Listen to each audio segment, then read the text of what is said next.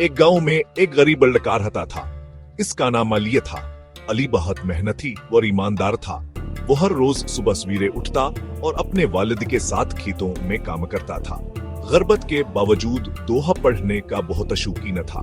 गांव के स्कूल में वह सबसे ज़हीन तालिब इल्म समझा जाता था। इसके उस्ताद आस्किलगन से बहुत खुश थे।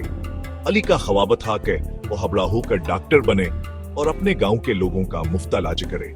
एक दिन गांव में सख्त तूफान आया और बहुत से घरों को नुकसान पहुंचा।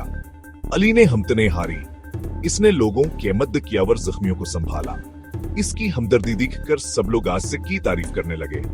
वक्त गुजरता गया। अली ने मेहनत जारी रखी। आखिरकार वह अपनी तालीम मुकम्मल करके डॉक्टर बन गया। वह वापस अपने गांव आया और एक छोटा सा हाशफाखाना कायम किया। अली की कहानी हमें ये सबक देती है कि मेहनत, हमतावर, नेक नीति से हर मुश्किल को आसान बनाया जा सकता है।